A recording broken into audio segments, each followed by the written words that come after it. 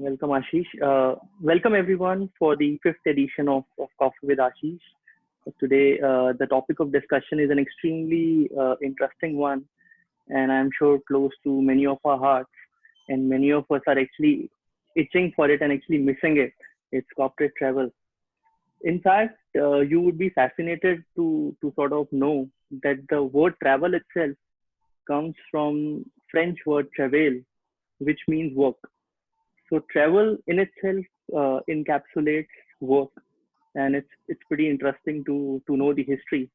And in fact, if you see over the evolution, corporate travel or work travel is actually the one that has led to the entire growth of the travel sector over centuries. In fact, the first fully paid for corporate travel uh, job was of Christopher Columbus, who was in 1492 given large sums of money by the royal family of Spain to actually travel the entire world and discover new and better routes connecting, transatlantic to Far East.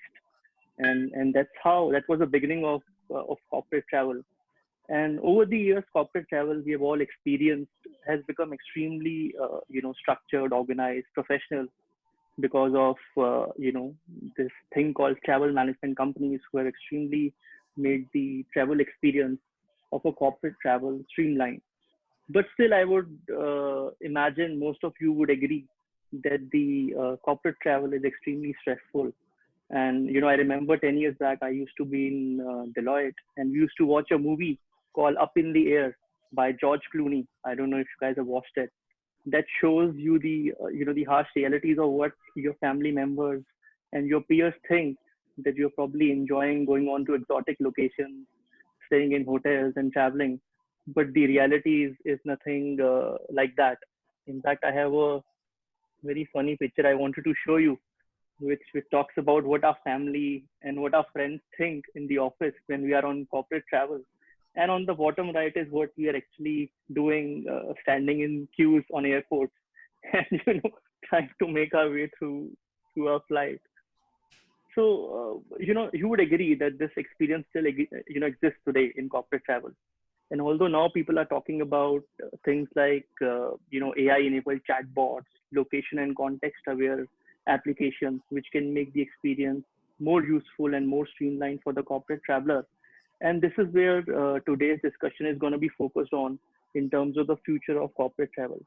And who better than Mr. Ashish Kishore? We are so grateful to have you here today, Ashish. I'm sure all of you know about him. He needs no introduction. He's a corporate travel maestro. He currently serves as the managing director India of American Express Global Business Travel, which he joined 3 years back. But his entire career spanning over 25 years. I mean, he spent time in large companies like Danata, Yatra, Kony, Make My Trip, SOTC, international, national, regional roles. He's seen it all. He's got extremely deep understanding of travel dynamics in corporate travel. He sits on the board of Global Business Travel Association of India, and he's extremely instrumental in working towards structuring the entire corporate travel industry. So we are in safe hands with Ashish Kumar and Ashish Kishore. So it's going to be Ashish in conversation with Ashish. So over to you, Ashish Kumar. Warm welcome to you, Mr. Ashish Kishore. I'm going to sit back and enjoy my coffee. Thank you, Karthik. Thank you. And Ashish, how's your coffee? Coffee is doing fine. Absolutely okay. Right. Great to have you. It's always Thank been you. a pleasure to connect. And I know whenever we have sat down in a physical office, this is a virtual workstation, but we've sat down for hours and we've talked at length. Right. But the time now is short. And we meet on a day when I hear that Virgin Australia has gone down under, with the prospects of 16,000 jobs going down at the same time. And I also have a message of Finnair returning 12 planes. I have message of Ryanair grounding 113 planes. I have message of SAS deleting 14 planes out of their stock inventory. Etihad cancels 18 orders for A350 grounded aircraft. Emirates doing about 38, and so on and so forth. I mean, it seems that our time now is littered with corpses of planes being grounded and perhaps, unfortunately to say so, human beings with it as well. So, Ashish, I'll, without much ado, take you straight to the point as to what is your perspective in all this as we speak. So I would, so first of all, thank you, Karthik and Ashish, for sort of inviting me for this wonderful session. I think this is the time where we, as son of the soil industry players, need to give back to society and the industry and share our thoughts. Uh, I have done a little bit of preparation in terms of few sort of slides, and the uh, basis of those slides is to talk to the audience and share with them. And if I can help them in any manner to go through this crisis, I would love to do so. That's great. Having said that, Ashish, I think the situation is absolutely unprecedented. And in my living memory, I haven't seen this sort of lockdown globally at the same place. We've seen certain businesses ups and down. We've seen certain crises, but what makes this crisis so unique, Ashish, is one, the fact is it is global. Generally, the earlier crisis used to impact one part of the world and not impact the other part of the world. But this is absolutely global. Secondly, this is a crisis which is impacting the life of human beings. This is not about livelihood right now. It's only about life, whether we'll survive or we will not survive as a race. And that makes it very critical. And the third is the after effects of this crisis, of this lockdown, are unknown. Most of the crisis management theories that we study generally have an end game.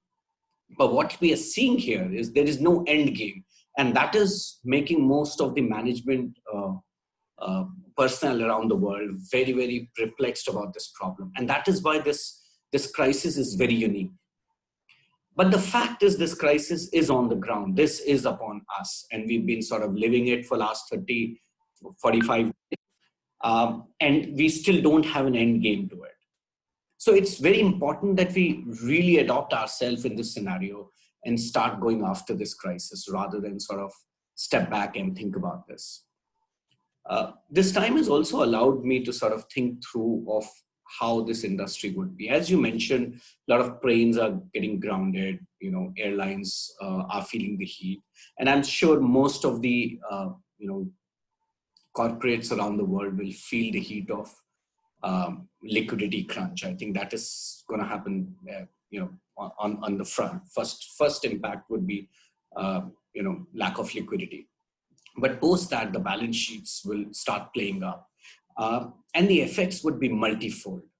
We are yet not seeing those effects playing up. So I'm not really surprised with airlines sort of going down under, slowing their operations, reducing workforce, reducing capacity. But what you're looking at is only an aviation industry that we have. But similar sentiments are in the hospitality side. Similar sentiments are on the ground transport side, rail transport around the world. The fact is, the entire travel is built upon the fact that people would undertake travel from point A to point B. Now that has stopped, and it's stopped within a span of 4 weeks, where the entire industry and the world was ready with the full force of 2020, all projections and forecasts being made, and people were ready to go grading. 19 was a good year for the entire industry.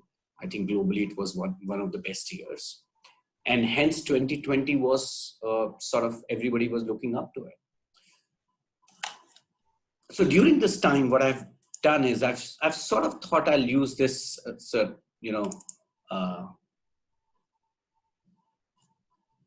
time to sort of quickly share my thoughts around the industry and what is the challenge we are facing right now. So we all know, this is very basic sort of document, but we all know that this industry starts with principal service providers.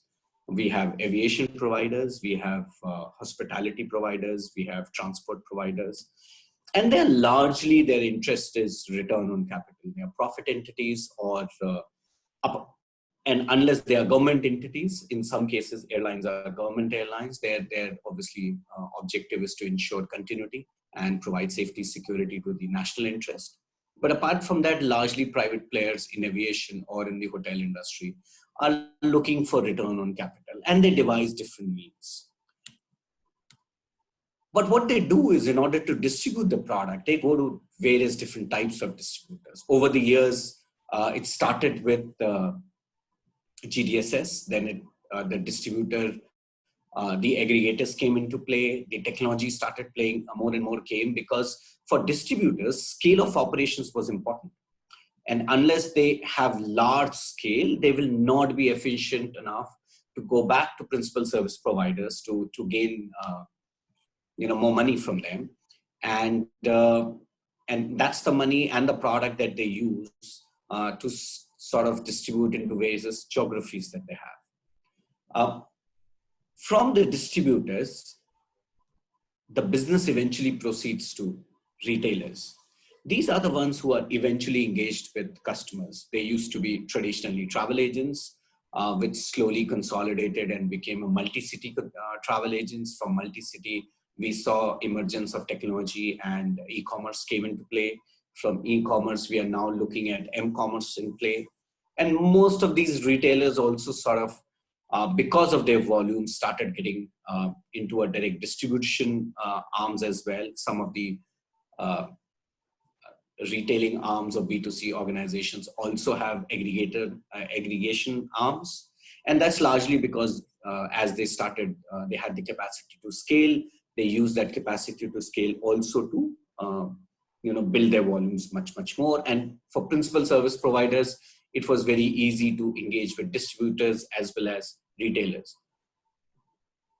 And what retailers were largely aiming at, the entire business model of e-commerce and most of the large corporate was built on customer loyalty. Hence, they spent a lot of cost of acquisition in the beginning, just to ensure that in the customer's life cycle, the customer will come back and trade with them twice, thrice, 4 times. And in that life cycle, they will end up recovering the cost of acquisition and eventually becoming profitable. It was a very simple model at that time, and they leveraged technology. And I think also from principal service providers to distributors also realized that APIs and direct connects and LCCs also followed that tech model. So they could also use a technology to distribute it to more and more travel agents or retailers across tier 2, tier 3, tier 1 towns. And last player in this game is the traveler himself. And the traveler was always looking for experience. That was his, ground reality. And travelers in India, as we know in the last 20 years, you've been seeing the numbers. We've been always having, additional travelers entering the marketplace. So the market was booming. There were more and more travelers wanting to travel. The disposable income was increasing. The more and more SME and the corporates were increasing. The workforce of India continued to increase. So this cycle was absolutely going on brilliantly around the country until now. But there was also a very silent force behind all this in the last 5 to 7 years, which was happening. The silent force was that while technology was needed and thought to be an enabler, it also was used to sort of cross over from one edge to the another edge. The service providers started going straight to traveler. They wanted to cut the distribution cost and the retailing cost. The distributors, in the absence of large monies from service provider or sort of a base money from service providers, started looking at cash flows. And hence they started giving more credit to retailers. As principal service providers started to reduce cash flows in the market, distributors started putting more cash on the ground.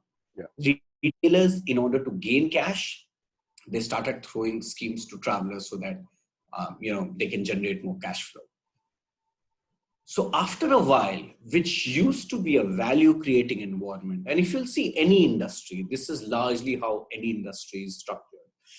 A value needs to be created when somebody is offering service. So from principal service provider to distributor to retailer to traveler, in this whole process, economic value should have been generated, but not. What happened we created an ecosystem of diminishing value, which means service providers started cutting their distribution cost. So they were squeezing aggregators or GDSs.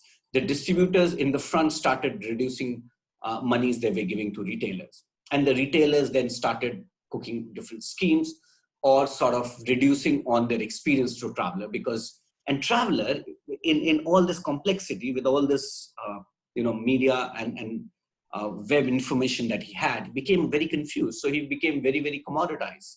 So his focus from experience shifted to commodity, and which went back to, again, principal service providers, which created huge capacity, huge, classy products in terms of nice aircrafts and nice hotels, hoping that the traveler would eventually mature and move from commoditization to experience.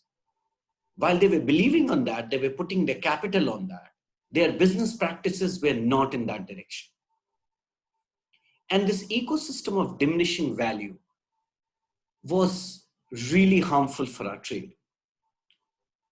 What was wrong here was there was a strong mistrust between various trading parties. And I haven't seen this in any other industry as such. There was mistrust between customer and the service provider. There was sort of mistrust between aggregators and the service providers. And everybody wanted to jump into everybody's arena to sort of gain that extra margin. And that's what leaves me with the thought right now that what we need to do right now is to build loyalty. I think somewhere down the line in the last 5 to 7 years, we've forgotten as businesses that as a retailer, my job is to ensure customer loyalty. As a traveler, I must look for service providers who are giving loyalty and giving me great experiences. As distributors or the main, value chain participants, I need to ensure that I provide loyalty to my retailers. It should not be a one-ticket relationship. There are a couple of other participants in this game, which is an employee, and I think I represent, because I am being an employee all of my professional world, professional life. And I think at some point of time, I also question employees' loyalty to their organizations. They will flip for smaller money. They will get trained in one organizations and then move to the other organization. At some point of time, they will take away data. They will take away customer relationships. And in turn, the organizations then don't pass on that loyalty. So in good times, the employees have good times. In bad times, you will see organizations not covering their back. So I personally think that loyalty is so very important as of now for everybody to sort of look into the scenario. Right. And if we are somehow managed to get that, I think we should be in a position to bring the business back. Right. So I'll just pause here for a minute. And I remember my time in the late 90s and early 2000 when I used to work. I later went on to work for that organization, who were one of the first to bring a global franchisee into India, known as Rosenbluth in those days. Right. And then later on, many followed suit. And of course, then acquisitions were made for some Indian companies to actually have 100% ownership of global companies. Of course, American Express has been there from historical days. So we had Carlson Wagonly coming in, FCM coming in, BCD Travel, and all the global brands came into the industry. And the premise of coming into the industry, into the Indian market, was this nomenclature that corporates globally required one brand to deal with them. So to be able to not only bring that trust, but bring the MIS, bring everything under one roof. So the thought I'm getting to now is that given India's own emergence as a technology giant in its own way, although in the travel industry, we haven't seen the Wipros and the SCLs of the world to come in and as strongly as one would have expected. But India does remain a technology giant. So if India remains a technology giant, what is next for corporate travel, given consumerism, commoditization of travel? Should you not be therefore also as a mixture be looking as a wish list? That all this technology and whatever else you were is really a plug and pay, when you could have Indian companies as global brands for corporate travel rather than the other way around. You're right. Good question, Ashish. I think my sense on corporate travel is that corporate travel is very resilient. It will come back, and the demand would come back into play.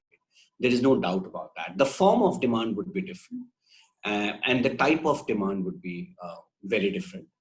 But the need of having the right travel management company was experienced by corporates in this crisis, and they continue to experience that in crisis. The amount of people that we sort of, our incident management team and Amex GBT have supported to pull back, or the amount of refunds we have processed, or alternatives for travelers, or people stuck in the country wanting to come back, repatriation. I think the amount of work that these all TMCs have done is just phenomenal. Um, and I must congratulate all my fellow colleagues around the world who have done a fantastic job. While the transactions were going down, all of us were on the front line ensuring people reach to their homes, to their workspaces safely. And I think that was the prime duty of a travel management company. Right. So it is resilient. It's going to come back. There's always also been questions around whether the things like work from home or Zooms would sort of prevail. The new normal would be different. My take is that you can't really take away the power of presence. It is really overwhelming. And at some point of time, we are human beings. We are social animals. And at some point of time, we want to and face to face and meet and chat. And those, water cooler conversations cannot be really replaced by this virtual conversation. This would be one of the situations. There may be restrictions in the beginning, but eventually the corporate travel would prevail and it would come back. So I have no two doubts that that business is not gonna come back. There are a couple of other thoughts also around corporate travel, which I think is, just give me a minute. Yeah. As I mentioned, it's resilient. I'm very confident of that. Power of presence is what I shared. I think most of us really love the fact of meeting someone across the world. Safety and security. This particular piece, which wasn't valued a lot in the Indian market because it was very commoditized, this will become a key factor now as we move forward. The market will mature, not only on the retail side, but definitely on the corporate side. And this safety security is on multiple sides. It's not only on personnel safety and security, it's also about your data safety and security. What tools do you have? What sort of compliance network that you have, or what sort of compliance set that you have? That's going to be very important. And that would sort of drive the decision making and the move. But what will also continue to happen, Ashish, is that customer will continue to demand choices. I think this is what we've seen as a changing trend in the last 5 years. That's called consumerization in some part of it. And it is driven by millennials and Gen Z who are demanding different parts of activities around the world. And they want to make sure that the experience of technology is as in line with what they get on the retailing side. And that's what would continue to happen. Right. The travel and experience will again take place as once the world opens up and more service providers will eye for the volumes to come in. Again, the experience will start playing the game. Traveler experience would be of different facets. We all know that. But more than ever now, after the reset, I would use this word, in the rebound phase, we will definitely have to focus on the traveler experience, because I think most of the organizations would have suffered so much of P&L shock that commoditizations is no longer a way forward. As I mentioned in my previous model, any business which is built on cash flow and purely trying to create value out of generating on rotating cash will no longer survive. You have to survive around customer experience and offer them more value than just the commoditized ticket price. Right. So, the takeaway I get from the 7 features you have listed on the screen, that earlier there used to be earlier, as I'm going pre-COVID times as earlier times, There is this big thing about, large MNC TMCs versus us small players. How can we compete, etc. Having said that, I mean, my own observations to the people who are saying how can we compete is that today, when the world is coming to an omega, as they say, the only thing you are taking across the line is your intellectual property. And that intellectual property comprises of your trust, it comprises of your resilience, it comprises of your knowledge, and whatever else you just very nicely articulated on the screen. And if you're carrying that, and technology is a given, but India is the hub of technology. It's not that whether you're able to afford it or not, because there's a certain amount of commodity. So I think in many ways, it's a very level playing field. It's all in the mind. And if you could change the mindset, I think you are probably as competent, if I may use that word, to manage any corporate as any of the larger TMC players. Wouldn't you say that, Ashish? See, it's all in the mind. I get to see this. It is, but you see, to develop the compliance set, data security, all that is quite expensive set of processes. And for that, you need structures. And I think, yes, customer experience is very important, but having equal set of intellectual capital, having set of business structures, having set of employee base and the cash to run this business is going to be very important. And lastly, as I sort of move forward from this, Ashish, I know we are nearing time. Karthik, how are we doing on time? Oh, we have to take a couple of questions also. So maybe okay, next 2 minutes. So just before we close on, I just wanted to share a couple of words with everybody. Is that I know the future is unseen and unpredictable. Industry will definitely revive. But to all my fellow colleagues, we need to do what needs to be done for sure. So,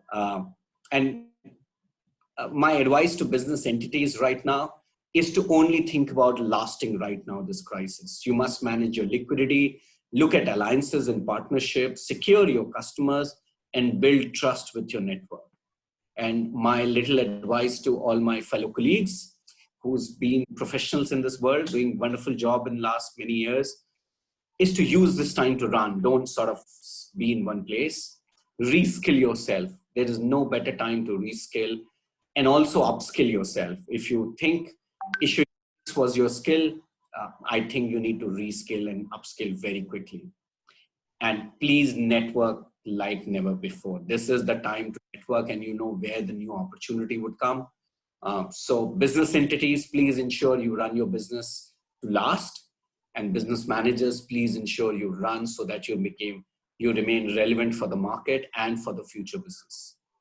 Right. I can take questions now. Right. So, Karthik, over to you for the question. Yeah. And I love this model, Ashish Kishore, of last and run. I think it's really something I'm taking away, these two acronyms from the conversation. Please, absolutely. We've got, thanks. We've got a couple of questions. One is from your alleged friend, Narayan Malapur. He's asking, how are you using this time to drive innovation at Amex, collaborating with technology startups, travel tech startups? Do you have any plans to collaborate with them?